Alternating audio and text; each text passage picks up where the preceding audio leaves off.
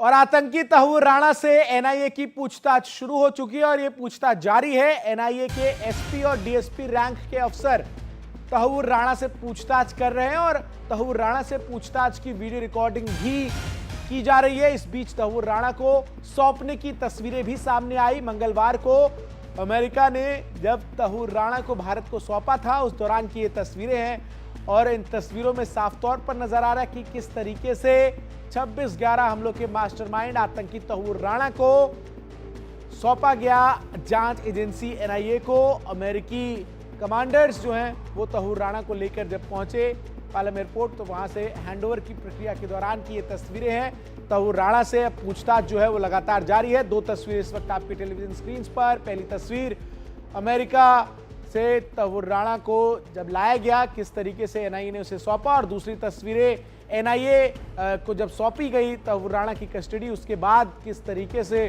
वो एनआईए के शिकस्त में नजर आ रहा है, उसकी ये तस्वीरें हैं। तो दो तस्वीरें हैं। तहव्वुर राणा से पूछताछ की शुरुआत हो चुकी है। एसपी और डीएसपी रैंक के अधिकारी तहव्वुर राणा से सबसे पहले उसकी पारिवारिक पृष्ठभूमि से जुड़े सवाल जवाब कर रहे हैं और इसके इतर आपको बता दें जो जानकारी हमारे सूत्र बता रहे हैं कि 26/11 हमलों से जुड़ी भी तमाम जो सवालों की एक लंबी लिस्ट है वो तहव्वुर राणा के सामने रखी गई है और उससे जुड़े तमाम सवाल पूछे जा रहे हैं। इस दौरान पूरे प्रक्रिया की वीडियो रिकॉर्डिंग भी जो है वो हो रही है।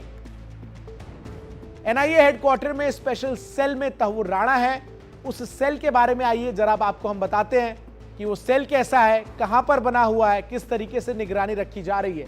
एनआईए हेडक्वार्टर स्पेशल सेल में तहव्वुर राणा है। ग्राउंड फ्लोर जो है एनआईए का, उस पर यह सेल बनाया गया है और सीसीटीवी कैमरों से इस पूरे सेल को इक्विप किया गया है।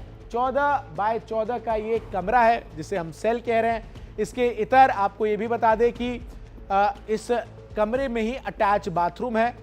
जमीन पर बिस्तर जो है वो तहव्वुर राणा को दिया गया है और कम से कम मूवमेंट कराई जाएगी, ये भी जो है अधिकारी सुनिश्चित कर रहे हैं। मल्टी लेयर डिजिटल सिक्योरिटी है और गार्ड्स की 24 घंटे तैनाती है। इसके अलावा इजाजत हो जिसके पास वही इस सेल में घुस सकता है, उसी को एंट्री मिलेगी। 12 अफसरों की जो वहां पर परमिशन है वो दी गई है, अनुमति एंट्री करने की। 2 कैमरों की निगरानी में पूछताछ लगातार जारी है। सवाल जवाब की पूरी रिकॉर्डिंग भी जो है वो हो रही है और आज से इंटरोगेशन की शुरुआत हो चुकी है और बीच बीच में ब्रेक जो है वो होता रहेगा। सेल के अंदर ही खाना, उसके अलावा उसे जो तमाम ज़रूरी की चीज़ें हैं, अगर दवाइयाँ हैं तो दवाइयाँ, खान पान, सब कुछ उसे उपलब्ध कराया जाएगा। और पूछताछ के लिए 8 एजेंसियों ने रिक्वेस्ट अभी से दाखिल कर दी है। मुकेश सिंह सेंगर हमारे सहयोगी अधिक अपडेट्स के साथ इस वक्त एनआईए हेडक्वार्टर से जुड़ रहे हैं। मुकेश, पूछताछ की शुरुआत हो चुकी है, क्या कुछ सवाल जो है वो तहव्वुर राणा से जो जांच एजेंसी है वो पूछेंगे? कितने घंटे की आज पूछताछ जो है वो चलनी है? सुबह क्या मेडिकल हुआ तो क्या कुछ रिपोर्ट सामने आई है, कुछ जानकारी आ पाई अब तक?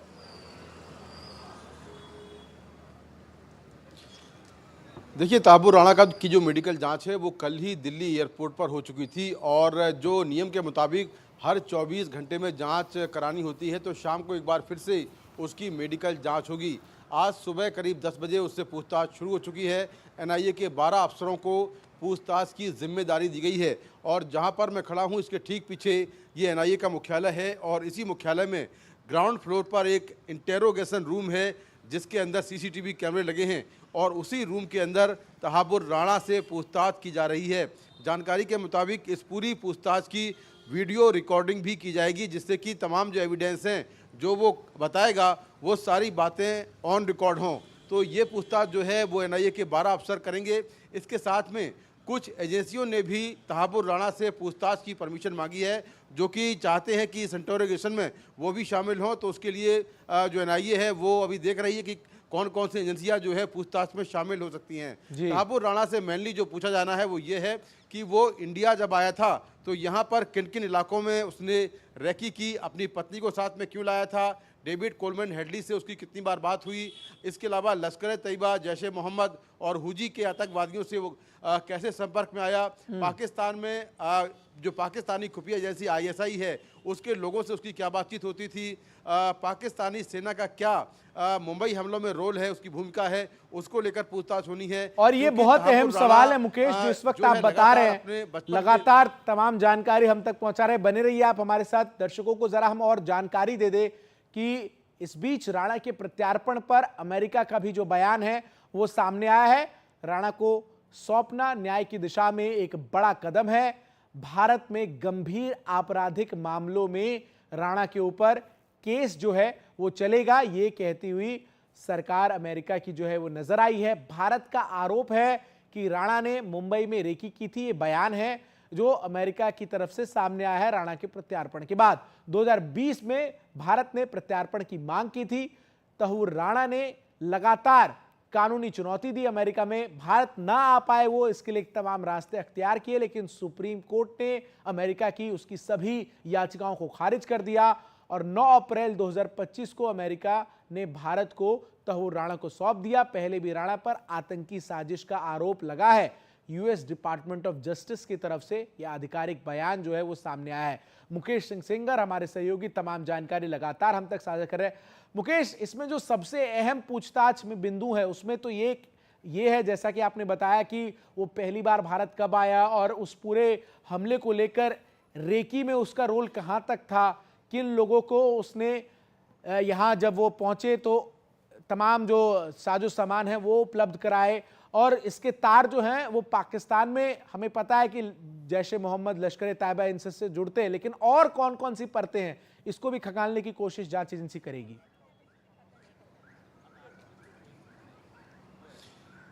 देखिए, अगर हम देखें डिपार्टमेंट ऑफ यूएस जस्टिस का जो स्टेटमेंट है उसमें सबसे जो बड़ी बात लिखी है वो ये लिखी है कि जब मुंबई में हमले हो चुके और करीब 166 लोग मारे गए, उसके बाद तहाबुर राणा ने डेविड कोलमैन हेडली को फ़ोन किया और ये कहा कि इंडिया डिज़र्व दैट, यानी कि भारत ये डिज़र्व करता है।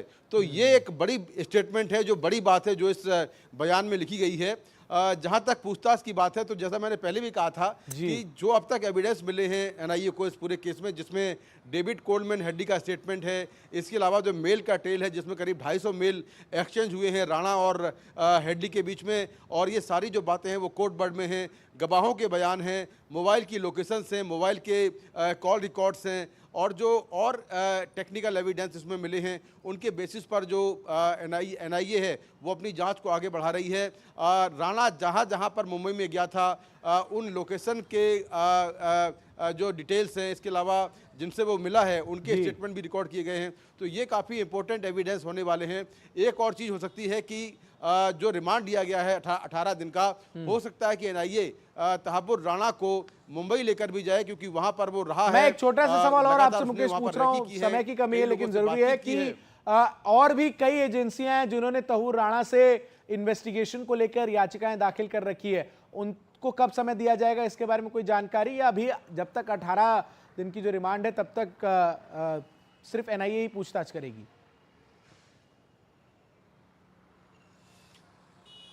देखिए, याचिकाएं दाखिल नहीं की हैं। बेसिकली जो रॉ है, आईबी है, या जो बाकी एजेंसियां हैं, जो खुफिया एजेंसियां हैं हमारी, वो इस जांच में शामिल हो सकती हैं। करीब 8 ऐसी एजेंसियां हैं जो उससे पूछताछ करना जा रही हैं, जिसमें आईबी और रॉ है। बाकी कुछ स्टेट की पुलिस है, जैसे मुंबई पुलिस है, लेकिन जो मुंबई पुलिस है उसको फिलहाल कस्टडी अभी राणा की मिलने वाली नहीं है, क्योंकि पहले एनआईए इस पूरे केस की जांच करेगी। 18 दिन तक का रिमांड अभी मिला हुआ है, इसके बाद 12 दिन का रिमांड जो एनआईए है वो और ले सकती है। उसके बाद अगर इनकी जांच पूरी हो जाएगी तब मुंबई पुलिस को राणा की कस्टडी मिलेगी। लेकिन ये पॉसिबिलिटी ज़रूर है कि जो हमारी देश की खुफिया एजेंसियां हैं वो एनआईए के साथ में पूछताछ में शामिल हो सकती हैं। ठीक है, शुक्रिया मुकेश आपका हमारे साथ जुड़ने के लिए, तमाम जानकारी और अपडेट्स इस खबर से जुड़ी दर्शकों तक पहुंचाने के लिए। तहूर राणा के प्रत्यार्पण को हर कोई भारत की कूटनीति जीत बता रहा है, लेकिन साथ ही इस पर अब सियासत भी खूब होती हुई नजर आ रही है। अलग अलग सियासतदानों की प्रतिक्रिया आपको सुनाते हैं। अगर आप में हिम्मत है तो नीरव मोदी को लाइए, वो मेहुल चोकसी को लाइए, ललित मोदी को लाइए। पाकिस्तान के जेल में कुलभूषण जाधव सड़ रहा है, हिंदुस्तान का आदमी, आपको मालूम है ना कुलभूषण जाधव, जाकर लाइए उनको। और बाद में ये तहव्वुर राणा वाली बात कही है। तहव्वुर राणा ही नहीं आ रहा कि उसको उसकी सजा मिलेगी, वो पाकिस्तान के भी का राज बताएगा कि इसमें और कौन कौन से मास्टरमाइंड थे, आईएसआई के लोग हों या पाकिस्तान की सेना से जुड़े हुए लोग हों या आतंकवादी हों, अब बहुत से राज खुलेंगे। कांग्रेस पार्टी ने अपना असली स्वरूप फिर से दिखा दिया कि कांग्रेस का हाथ हमेशा आतंक के साथ।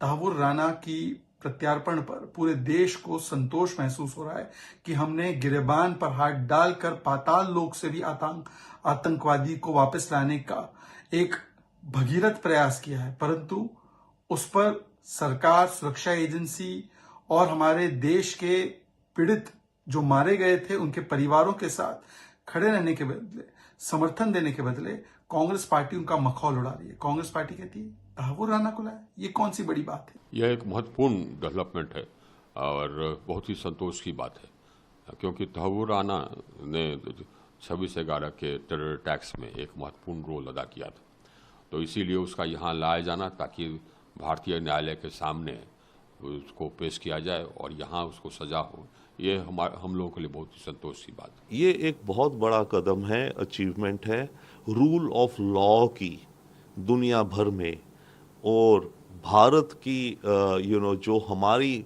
हालात हैं इस समय, जब हमें दुनिया में अलग अलग किनारों पे हमारे जो एंटी नेशनल इंटरेस्ट दिखते हैं, उन तक को सबक पहुंचाने का एक बहुत बड़ा सिग्नल है कि अब आप अपनी एक्टिविटीज कुछ बदलिए। That is one. भारत ने एक क्लियर मैसेज दिया है, आप दुनिया के किसी कोने में भी छुप के रहिए, भारत आपको गले से पकड़ के लाएगा और आपको आपके जुर्मों के लिए अकाउंटेबल बनाएगा। तो ये बहुत बड़ी उपलब्धि है, एक लैंडमार्क अचीवमेंट है गवर्नमेंट की, और उन लोगों के परिवारों को इंसाफ मिलना बहुत जरूरी है, इसलिए ये मैं समझता हूँ एक बहुत बड़ी डेवलपमेंट। गवर्नमेंट ऑफ इंडिया में हम प्रयास कर रहे थे उसको लाने के लिए, क्योंकि ये 26/11 का जो मामला था वो डिगअप करना बहुत जरूरी है, आज भी जरूरी है। तो जो हमने उस वक्त जो केसेस चले, आपको पता होगा कि कसाब को फांसी दिया था, अफजल गुरु को फांसी दे दिया था, ये हमने किया था, वो भी सुप्रीम कोर्ट के डायरेक्शन से। हम तो अभी देखेंगे ये कितना कहाँ तक हम कर सकते हैं।